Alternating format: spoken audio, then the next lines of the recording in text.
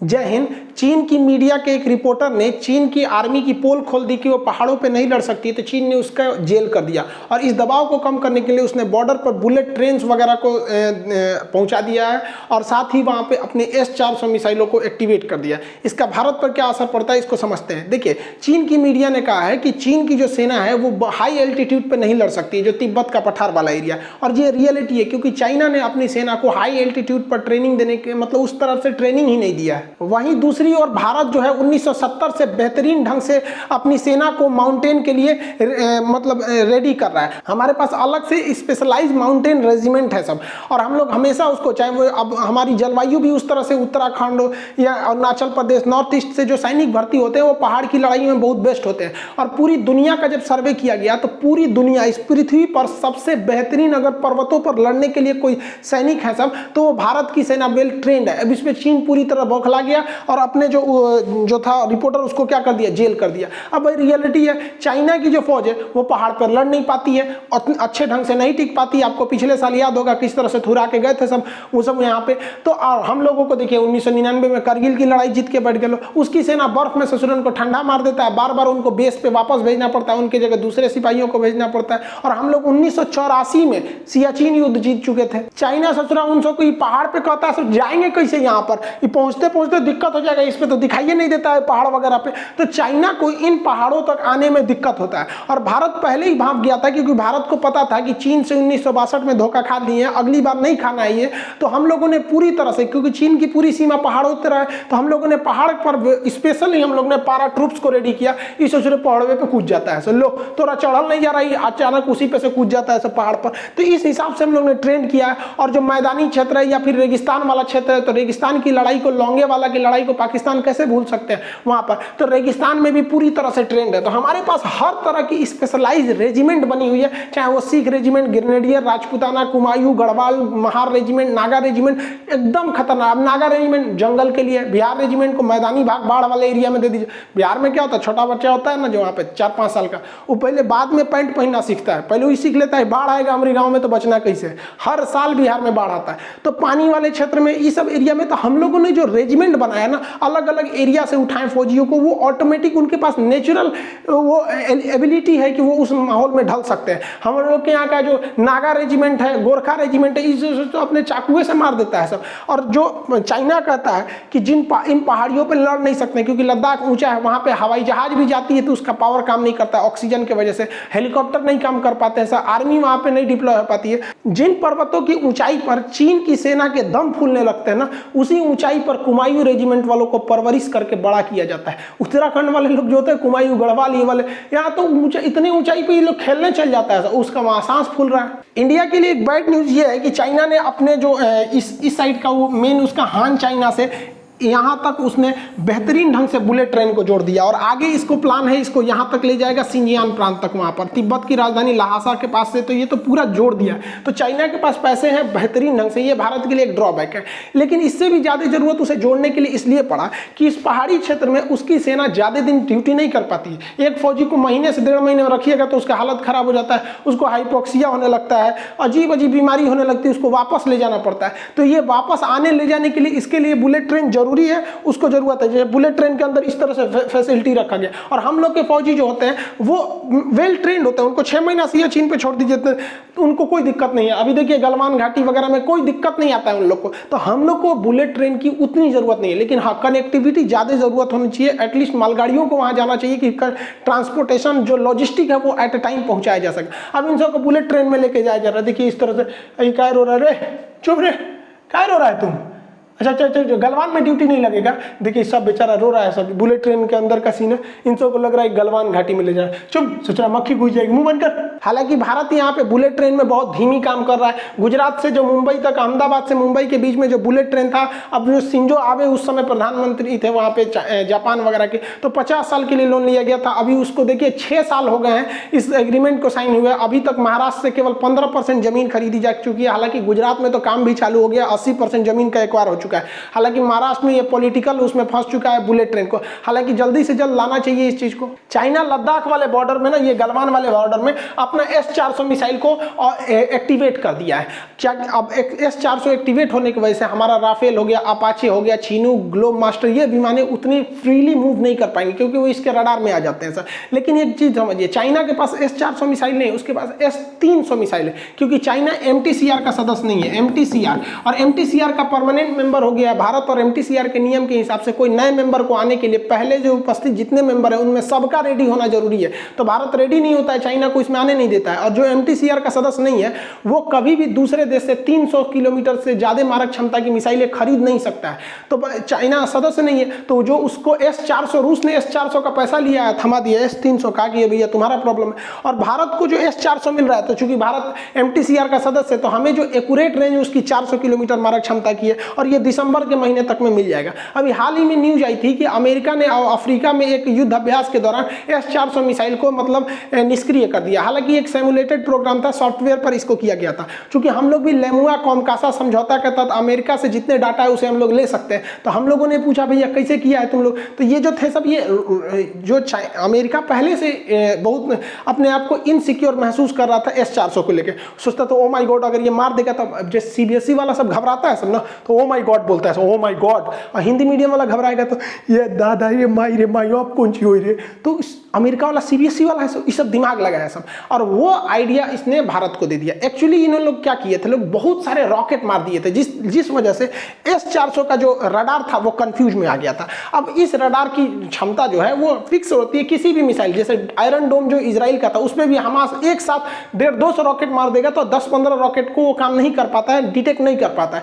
तो वो वही काम किया अमेरिका ने। तो भारत ने भी इसको ध्यान में रखते हुए इसके क्या किया कि उन्होंने भी परीक्षण किया। पिनाका जो हमारा रॉकेट है, मल्टी बैरल रॉकेट लॉन्चर, इससे 1 मिनट में 36 रॉकेट मारा गया एक ही टारगेट पे। अब 36 ठो आएगा अगल बगल में, तो रडार कंफ्यूज हो जाएगा। तो उधर चाइना तैयारी कर रहा है, इधर भारत भी तैयारी कर रहा है। ऐसा नहीं है कि हम हाथ पे हाथ रख के बैठे हैं। अभी हाल ही में हम लोग ने अग्नि प्राइम मिसाइल का परीक्षण किया। हालांकि अग्नि मिसाइल पहले से थी, इसकी रेंज को भी 1000 से 1500 किलोमीटर किया गया। ये सस्ती और हल्की भी है, और सबसे बढ़िया बात है कि इसमें कैनिस्टर जोड़ दिया गया। भारत आने वाले वक्त में हर एक मिसाइलों को कैनिस्टर लगा के जोड़ेगा, जिस तरह से ब्रह्मोस को जितना नेवल वर्जन वगैरह ये सब को कैनिस्टर में रखता है। कैनिस्टर एक कवर होता है, मिसाइलों का बाहरी कवर होता है, कैनिस्टर होता है उसमें, इसके अंदर मिसाइलें रहती हैं सर। अब इसके अंदर रख दिया जाएगा तो ये पैक हो जाता है। और जैसे देखिए, अब इसको कैनिस्टर को भी ले जाना बहुत ईजी होता है, जैसे 4-4 के कैनिस्टर में एक साथ इसको ट्रांसपोर्ट कर सकते हैं। इसमें जर्किंग नहीं होगा। सर्दी है, गर्मी है, बारिश है, मौसम है, टेम्परेचर है, ठंड क्या पड़ रहा है, आंधी धूल, कुछ भी इसमें कोई गड़बड़ी नहीं आएगी। ऐसे खुला रहेगा तो कोई भी दिक्कत आ सकती है। और अब्दुल कलाम जो मिसाइल मैन थे, उन्होंने खुद कहा था कि बड़ी मिसाइलें शोपीस बन के रह जाती हैं, युद्ध में हमेशा छोटी मिसाइल ही काम आती है। तो ये बैलिस्टिक मिसाइलें री एंट्री करती है। बैलिस्टिक मिसाइल और क्रूज मिसाइल में अंतर होता है, ये किसी अन्य वीडियो में हम समझा देंगे। तो ये बहुत जरूरत पड़ेगी, खास करके अरुणाचल प्रदेश के एरिया में। हम लोग का अगर चाइना से युद्ध भी होता है तो अग्नि 5 एक लास्ट ऑप्शन रहेगा, क्योंकि वो अगर अग्नि 5 का प्रयोग भारत कर दिया तो समझिए कि 3rd वर्ल्ड वॉर चालू हो जाएगा, क्योंकि छोटा मोटा नहीं रह जाएगा। तो छोटी लड़ाइयों में ब्रह्मोस और अग्नि 1 जैसी ही मिसाइलें काम आएंगी। तो अभी इसको क्या किया गया है, बहुत एडवांस वर्जन इसका ट्रायल किया गया है। और भारत ने चीन पर जो चीन उधर से अपना फौज बढ़ा रहा है, तो इसको देखते हुए वो भारत सरकार ने बॉर्डर पे चिनूक हेलीकॉप्टर को तैनात कर दिया। ये बहुत ही बेहतरीन डबल रोटर का ये लिफ्ट हेलीकॉप्टर है। इतना खतरनाक है ससुरा कि एक साथ ही 60-70 फौजियों को आराम से वेल इक्विपमेंट ले जाके ड्रॉप कर सकता है। कुछ ससुरा टांग लेता है, जीप टांग ले गए यहाँ पे, टैंक टांग लेता है यहाँ पर। देखिए ससुरा एगो हेलीकॉप्टर टांग लिया। कभी कभी क्या होता है कि दूर एरिया में है, लद्दाख वगैरह में हेलीकॉप्टर बिगड़ गया। अब ससुरा बिगड़ गया तो आएगा कैसे, इंजीनियर उतना दूर जाएगा कैसे, हर चीज तो इंजीनियर चल जाएगा। कोनो सुई लगाना है जाके हेलीकॉप्टर को कि डॉक्टर साहब चल गए, चल लगा दे रहे हो सुई यहाँ पे। अरे सुई लगाने से नहीं ना ठीक हो जाएगा, लेके आना पड़ेगा वर्कशॉप में। टांग लेता है ससुराई, ऐसा ही नहीं ससुरा हवाई जहाज टांग लेता है। देखिए जो लड़ाकू जहाज होते हैं सब ना, उनसे कोई लगाएगा रस्सी टांग लेगा। बहुत खतरनाक है चिनूक हेलीकॉप्टर। हालांकि अमेरिका में इसका नाम, अमेरिका ने इसे बनाया है, बोइंग कंपनी। अमेरिका में एक हवा भी चलती है चिनूक हवा, इसे आइस हीटर या हिम भक्षी कहते हैं। ये गर्म हवा होती है, बर्फ को पिघला देती है। ये हम मैप के क्लास और ज्योग्राफी दोनों में पढ़ाए थे। आप आंसर दीजिएगा कमेंट करके कि चिनूक हवा जो होती है वो किस घास के मैदान में चलती है। अब आप बताइए, इसको हम पढ़ा चुके हैं, कौन सी घास के मैदान में।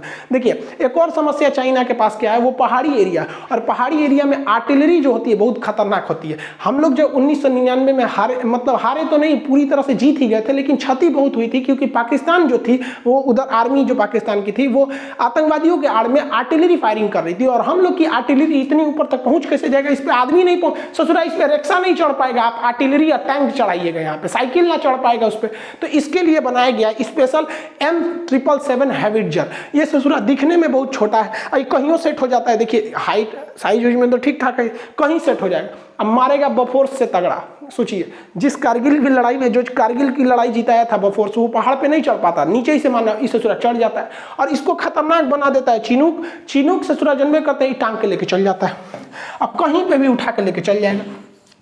इसलिए ये दोनों का कॉम्बिनेशन बहुत खतरनाक है, जय और वीरू है सब ससुरा, कोई भी गब्बर आएगा नहीं छोड़ेंगे सब ये सब। और इसकी खासियत क्या है, ये बर्फ में भी उतर सकता है। अब आपको भी पता है कि जो हेलीकॉप्टर इतने हैवी चीज़ों को उठा सकता है उसका अपने आप में कितना लोड होगा, और बर्फ में उतारिएगा तो ससुरा खुदे धंस जाता था। तो इसको इंजीनियरों ने क्या किया ना, ये ऐसे उतरा, यहाँ पे चक्का के पास ना इसको चप्पल पहना दिया सर, हेलीकॉप्टर को ऐसे हवाई चप्पल पहना दिया सर, चप्पल का एरिया ज़्यादा हो जाता है। देखिए यहाँ पे देख रहे हैं, ये टैंक उठाया, इसके चक्का है दे, इसमें चप्पल पहना दिया है। अब इसमें क्या होगा, एरिया बढ़ जाएगा, सरफेस एरिया, और सरफेस एरिया बढ़ जाएगा तो प्रेशर क्या हो जाता है, कम हो जाता है, बर्फ में नहीं धंसेगा यहाँ पर।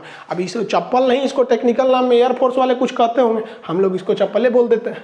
दूसरी ओर फ्रांस जो है वो लगातार जो रफाल है उसकी पूरी की पूरी खेप पहुंचा रहा है, और इसे अंबाला एयरबेस पे रखा गया है, नॉर्दर्न एयर कमांड के लिए इसको दिया गया है, और वहाँ पर ये पूरी तरह से लद्दाख के एरिया में फुली इक्विप है, हर तरह से एयर टू एयर रिफिलिंग में भी, ताकि वहाँ पर चाइना को काउंटर किया जा सके। दूसरी ओर जो वहाँ पर जो झील है पेंगसो लेक, उसके अगल बगल में या पहाड़ी एरिया में चीनी छुपे रहते हैं, तो इस छुपने के लिए पोसाइडन P-8I विमान सबसे घातक हो जाता है।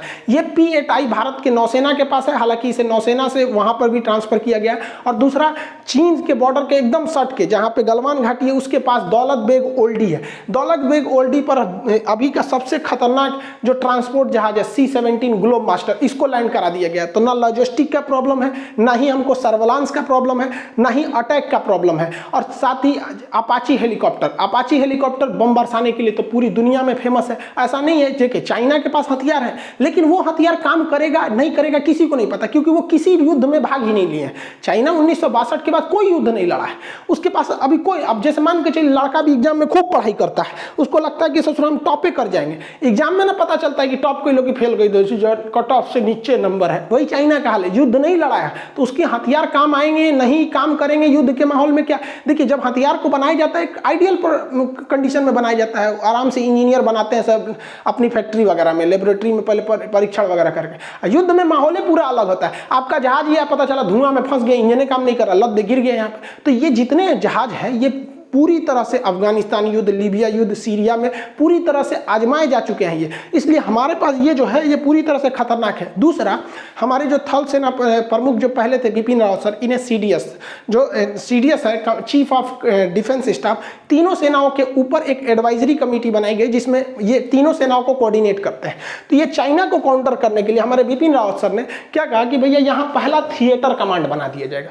थिएटर कमांड से फायदा क्या होता है कि एयरफोर्स, आर्मी, नेवी सब आपस में कोरिलेट हो जाते हैं, कोई किसी को एक्शन ले लेता है। अभी भी कोरिलेट है, लेकिन अगर आर्मी कहेगी कि भैया हम आगे नहीं बढ़ पा रहे हैं, हम आगे से फायरिंग ज़्यादा हो रही है, एयरफोर्स हमला करो, तो उसके DGM बोलेंगे, हाई लेवल के ब्रिगेडियर से परमिशन लेना पड़ेगा, उधर एयरफोर्स साइन करेगी हाँ हम भेज रहे हैं तब। लेकिन अगर थिएटर कमांड हो जाता है तो भैया कोई हाई लेवल का परमिशन नहीं, इधर से एक छोटा से छोटा अधिकारी बोलेगा कि हमको एयर सपोर्ट चाहिए तो एयरफोर्स आएगी। मतलब एक तरफ बेहतरीन ढंग से इंटीग्रेट कर दिया जाता है।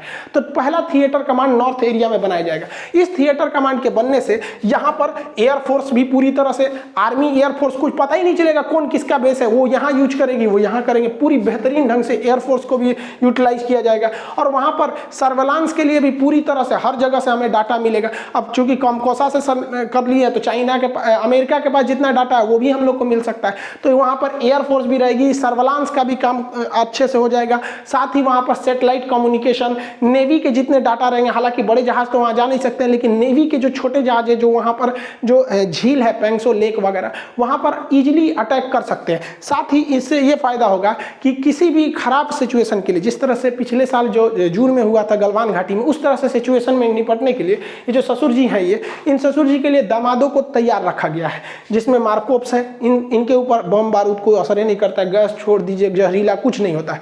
NSG कमांडो है सब यहाँ पर, गरुड़ कमांडो है, ये जहाज से कहीं से भी। तो इन ससुर जी की इज्जत के लिए हमारे पास दामादों की कोई कमी नहीं है। आप बताइए तो आपको सबसे बेहतरीन दामाद इनका कौन सा लग रहा है इसमें से? हमारे हिसाब से तो सबसे अच्छा दामाद इनका यही रहेगा, जर्मन शेफर्ड, हमारी NSG कमांडो का। आपको कौन सा इनका दामाद अच्छा लगा वो बताइए। इस बैल को थोड़ा समझ में नहीं आता है यार, ये 1962 नहीं है, 2021 है बैल कहीं का, एक ना बुझा रहा है यहाँ पर। इसने क्या किया, बॉर्डर पे सबसे खतरनाक जहाज तैनात किया।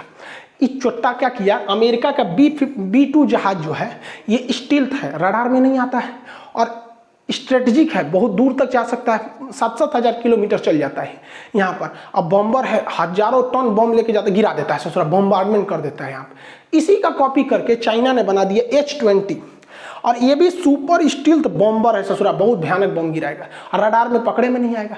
चाइना, अब हमारी सेना का मनोबल गिर गया और इसने ससुरा वहाँ तैनात कर दिया, इसको परीक्षण भी किया, 1 हफ्ता तक नचाया और रडार में आइबे नहीं करेगा। हमारी सेना देख रही है रडार में नहीं आ रहा है यहाँ पर, ले ससुरा बहुत खुश हो रहा था।